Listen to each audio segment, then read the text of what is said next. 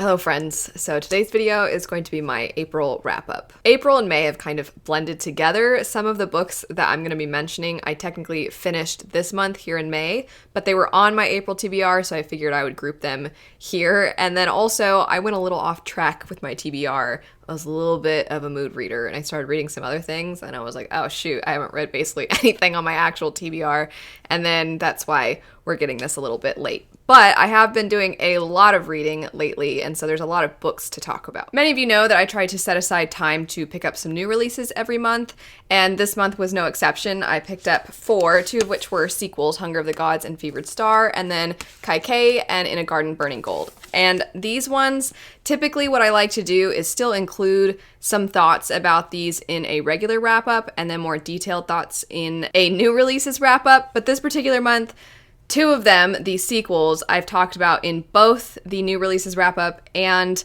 a vlog, and then the other 2 I mentioned in the new releases wrap-up as well. And just because I have so many other books to talk about, I'm gonna keep it very brief here. So these 2, the sequels, they are books 2 in both of their respective series.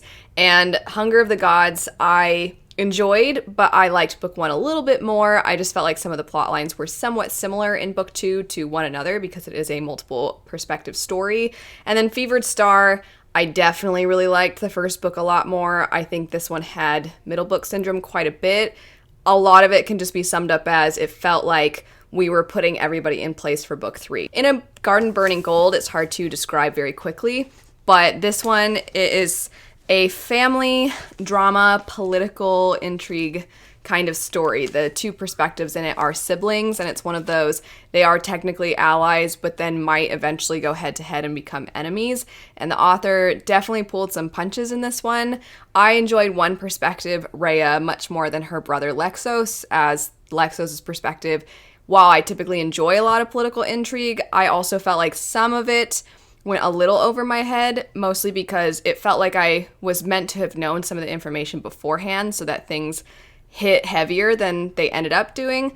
But the other perspective, Rhea, I actually really enjoyed a lot. I felt like the expectations that were set versus what ends up happening, I just really liked how everything played out. Like I said, more thoughts on all of these in my new releases wrap up. With this one was fantastic. So I will say I have listened to the audiobook narration and I've looked up multiple pronunciations, and no matter how I say it, everybody says I say it wrong, and then other people, when they say it differently, they'll get comments that say they're pronouncing it wrong. The audiobook narrator says Kaikeyi. If you know if there are different pronunciations, if maybe certain people say it differently than others, and maybe the one that's the most common, feel free to let me know.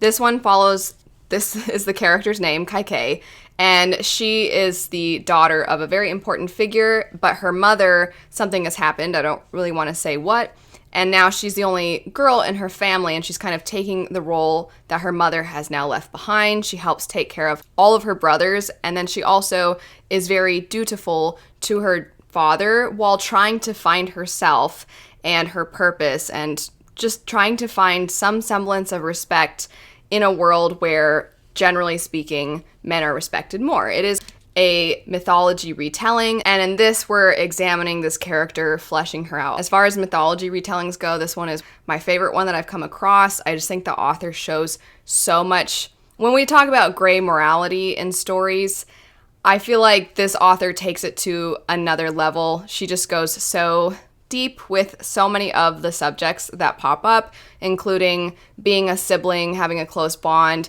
having a love for your family, but then also sometimes having relationships between family members that are very flawed. And I know I said I would be brief with these, but I still wanted to highlight that one a little bit more. Jumping now into books that are not new releases, I continued on with the Broken Earth trilogy. This is the Obelisk Gate, so the second book.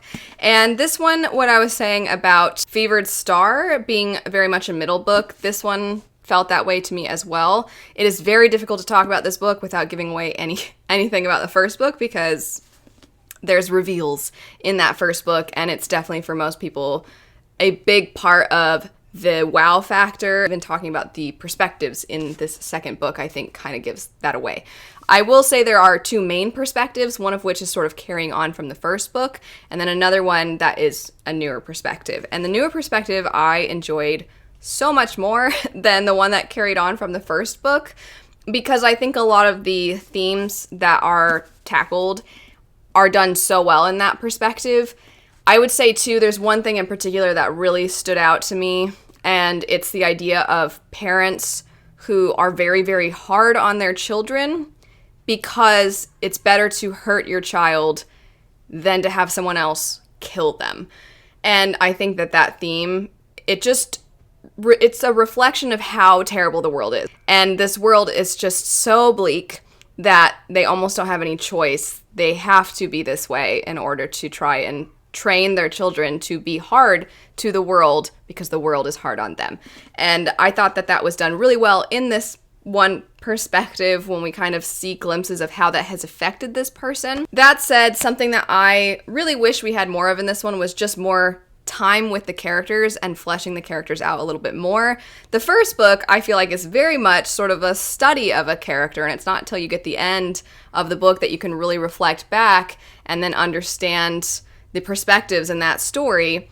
But in this one, okay, let me backtrack. In the first one, I appreciated how it was all crafted, and I think you really are exploring character development in that one. But one personal thing I had about it was that the world seems so fascinating because the magic system involves tectonic plates and people that have the ability to sort of manipulate the earth itself, which can lead to catastrophes, and so these magic users are oppressed in their society. So in that first book, I wanted to know a little bit more about the inner workings of the magic and the world. And because it's so connected to the characters, I felt like I didn't get that as much. And normally I'm completely fine with that. And I was fine with it in that it's a first book in a series, and I expected to get more of it as the series progressed. I just wasn't expecting it to be so much in this book. And I know that kind of seems like, well, you got what you wanted, right? But I kind of felt like the first one was so much involving the characters, and then this one was so much involving the world, and I wanted to continue the progression of the characters. So I think ultimately this one still had middle book syndrome. All of you know basically at this point, unless you're new, that I'm a very character-driven reader. So when you start getting really into the world building and the character development in certain perspectives sort of gets put on pause, I am less engaged. And so I plan to still read the third book. I have seen other people that didn't love the second book and then were blown away by the third one. I'm hoping to be one of those people. But the second book, a lot of explanation, a lot of characters just talking about, here's how the world works. I know you were clueless before, so now let me give you all the information. After that, we have what I'm calling the TikTok reads or book talk reads, because these are books that are very, very popular on Book Talk, and either they have been popular in the past and Book Talk is now discovering them, or Book Talk kind of helped them become more popular. So the first one was already popular, and that would be Song of Achilles. If you skipped over the first part of the video because you already heard me talk about the new releases, really quick, I talked about how Kaikeyi is my favorite mythology retelling. So this one didn't really have a chance because I just thought Kaikeyi was so good, and this one, to me, I know a lot of people disagree, but it felt a little bit surface level. I think it's really difficult. I applaud any author who manages to write a standalone story that covers a large amount of people's lives, because I think it's hard to feel connected when you're going through time so quickly. Many of you probably know the story of Achilles, and there's so much about the pride of individuals getting in the way of the greater good, getting in the way of relationships with other people, and how consumed people can be by their legacy. And I think those themes were very well done in this story. I think the writing is beautiful. I'm still planning on reading Circe by this author as well. But the relationship between Patroclus and Achilles, which is sort of one of the big focuses of the book, it just, I didn't really understand why Patroclus liked Achilles. I mean, I got it for a while, but as the story progressed, it's part of the theme too of like, you love this person, and as they're being consumed by their selfishness, by their pride, how you still love them anyway, and this love that is almost unconditional. But I felt like what we got at the beginning didn't really support that, and we hardly see Patroclus have relationships with any other person in the book. And that's why I say it's hard reading this after reading Kaikeyi, because in that one, she has so many, what I felt were very well-developed relationships between so many other people. And in this, it was Patroclus's whole being is sort of centered around Achilles. And I think it's supposed to be this tragic love story, but the whole time I'm like, why like this guy? He's such a tool. I know that the love story, though, for so many other people does resonate really well. And so I'm not trying to say it is objectively poorly done. I just think that I was hoping to see more tender moments between the characters. I was hoping to see the love reciprocated in a way that didn't feel very one-sided, because I very much felt like Patroclus definitely loved Achilles, but Achilles, I was thinking, hey man, why don't you care about anyone else but yourself? Next up, we have A Game of Fate, which is a Hades and Persephone retelling that takes place in modern day. This is one that's all I really knew going into it. I did look because it does say Hades Saga number 1, which tells me it's the first book in a series. It is parallel timelines to this other series the author has written, where the other series you're reading the story from Persephone's perspective, and then this series you're reading it from Hades' perspective, so it's the same timeline. At the end of the day, I think that this is much more just centered around being very lustful. It's a lot about the characters really wanting to have fun times with each other, and that's not really what I was looking for. But it was very highly entertaining, I gotta say. I did a whole video dedicated to it because some of the parts are super funny. There's one part where they're making out, and it seems like they're about to do it right there in Persephone's apartment, even though her roommate and her roommate's boyfriend are there. And the roommate's like, excuse me, like, hello. And she's like, do you want to watch Clash of the Titans? Which is hilarious. And then Hades is like, which one? And then she's like, the old one. And he's like, okay. Another one I picked up was Kingdom of the Wicked. This one, ironically, I feel like so many people hype up the romance, and I have heard that it becomes much more of a romance in the sequels. But this first one, I was surprised because I'm like, when is this getting more... When is the angsty love component coming into the story? Because for a while it was a murder mystery, and it was funny because I'm like, oh, I'm kind of digging this fantasy murder mystery. And then towards the last chunk of the book, it started to get a little bit more into the romance, and the murder mystery part started to become less interesting to me. So I actually was really into the book for a while, but then the fantasy parts of the story, I felt like, I feel bad saying this, but you know how a lot of us, a complaint about soft magic systems is it feels like magic appears either to suddenly save the day or something that previously was known to not be possible suddenly is possible, right?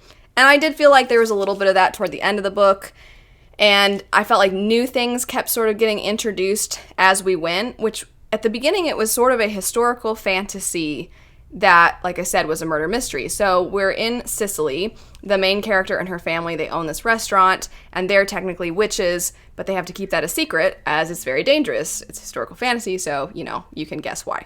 And then something happens to someone the main character cares about. So the person that ends up being harmed, our main character is becoming so hyper-focused on who did it, because she's wondering, was it a human who doesn't like witches?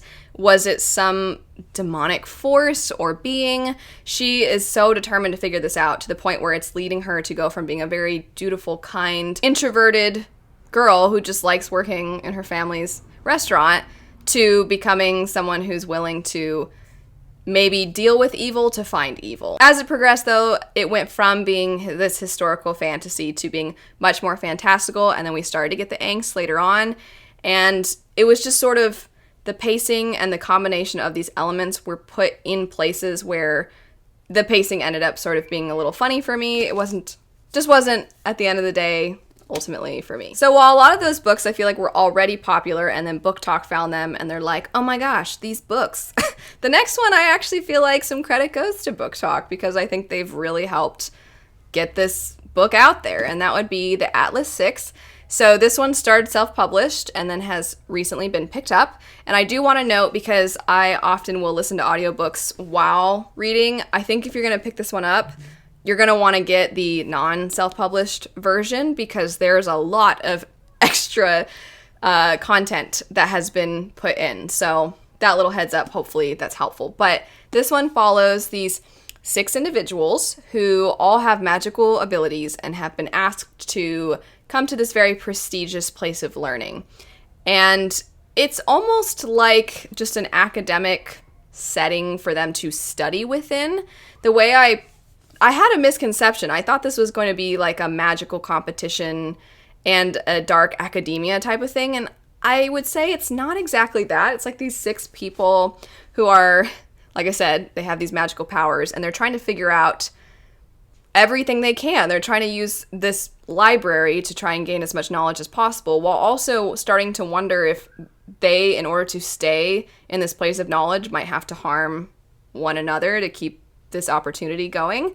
And the character work I really enjoyed. There's a lot of, these characters are not really the best of people. Even the characters that start out as like, oh, what a precious little cinnamon roll you are. Later on, you're like, oh, knowledge is power, but also you'll do anything for it. It gets pretty ruthless. There's certain elements of the magic that reminded me just a little bit of Inception. And if you pick up the book, once you get around to this part of the magic, because there's all different, they all have different kinds of magic. But once you get to this one specific part, you'll probably know what I mean. And if you're somebody who likes Inception, or you like those very out there Christopher Nolan magical kinds of stories, then maybe consider picking this one up.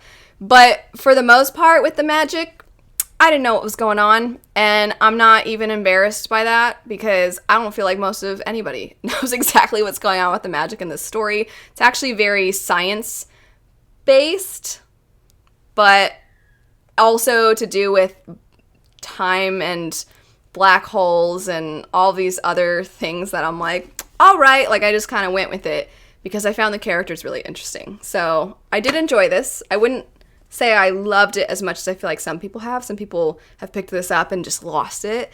And I enjoyed it. It's definitely very unique. It's different. And I'm interested and intrigued in the sequel. The next 2 books, we have The Bridge Kingdom and The Traitor Queen. So these are sort of their own duology, although they are part of a bigger series. So there will be continuations where it will say book 3, book 4, so on. But this is a story that follows 2 main perspectives, and their story ends after this book, and they will be referenced in future books. So I'm gonna call it a duology. And as far as the hunt for fantasy romance goes, I would say this one is more to my liking. A lot of you, I mentioned in a vlog that I'd read this, and a lot of you gave me some great recommendations that I'm going to check out. This is a dual perspective story. We follow Lara and Aaron, and Lara has been trained since the time she is young to infiltrate and get the information that she needs from Aaron's kingdom, and she's to be married to him to fulfill an alliance, but really her father wants her to get knowledge to pass on to him so that he can come and conquer them. And Aaron is very suspicious of her, so it's definitely an enemies to lovers type of setup. And I was thinking it was going to be a lot angstier than it was. And not necessarily that's what I was wanting, but just because I find that that is so much of what propels some of the fantasy romance that I have picked up. And so I thought it was going to be more of that, but it's actually very, very politically driven and somewhat militaristic as well.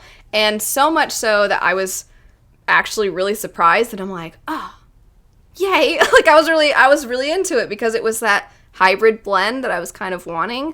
And how much that Aaron cares about his people and how much Lara feels tied to this obligation she has are definitely very present as the story progresses. But obviously you see both sides, and so you're like, work together, you can do it. After that, we have a buddy read that I did with Monet, Ingrid, and Joshana, and it would be Anatomy, a Love Story.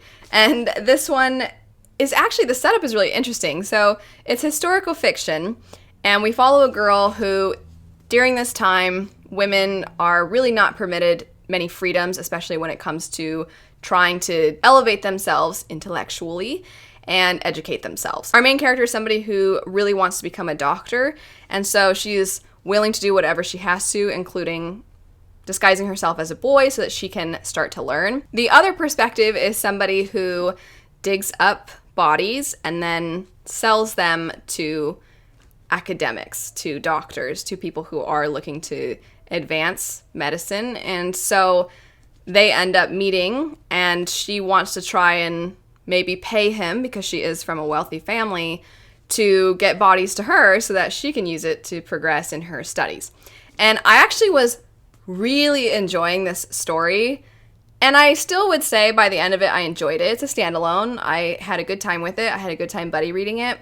There is a twist at the end that I was like, oh, all right. And then when you look back, you're like, I guess that was kind of hinted at, but I still wasn't expecting it. And it was a choice. Last up, we have The Conductors. This is a historical fantasy that takes place after the American Civil War. It's actually 2 different timelines. So you do get some flashback sequences throughout the story, but you are following Hetty and her husband Benji. And in the past timeline, you see Hetty as she was a slave and then eventually trying to get to freedom and helping other people get to freedom. And then in modern, or present day for them, you see her and Benji, her husband, working together to solve crimes. And there are some magical components to the story, and the magic, it's kind of a double-edged sword, because the magic was one of my favorite parts while also being one of the things that I had wished there had been more of. So it's kind of a pro and a con in this book, because the concept was so cool. So there's 2 different magic systems. One that originated in Europe and involves using wands. It's referred to as sorcery, and the people who use it, you're not really allowed to use it if you are black. And then we see a lot of other magic having to do with constellations, and there's other components of that magic as well. It's more nature-based, and that's the kind of magic that Hetty has used to help people get to freedom. In the past, any slave who had magic, they had a special collar that would be used to keep them from using magic, and the way that the author integrated a lot of, if there was magic at that time, how it affects society, I thought was done really well. But the downside is I feel like a lot to do with the inner workings of the magic were not really elaborated on. So it's cool in concept, and then what it can do, I feel like I never really had a grasp on. So an example, we have Hetty, because some of it has to do with constellations, she will stitch constellations into her clothing, and then she'll sort of trace that, and then that will kind of bring a certain being into existence. And then what that being can do is where I have no idea. It kind of just depends. And because it's a historical fantasy / murder mystery, I would say that the murder mystery and the historical components play a much bigger role. And the fantasy is just sort of added in, and it makes the setting very interesting. But I don't know that it's the most important part of the book, because solving this murder and everything to do with how Hetty and Benji are treated, how their friends are treated, and them trying to find their place in society, I think that that is more of what the story is about. But I do wish that the magic I had understood a little bit more. That's it for my wrap up. I will have relevant links in the description bar down below. I'd love to know if you've picked up any of these, what your thoughts were on them. Let me know what you got around to in the month of April. But anyway, thanks so much for watching. I hope you have a great rest of your day, and I'll see you all later. Bye.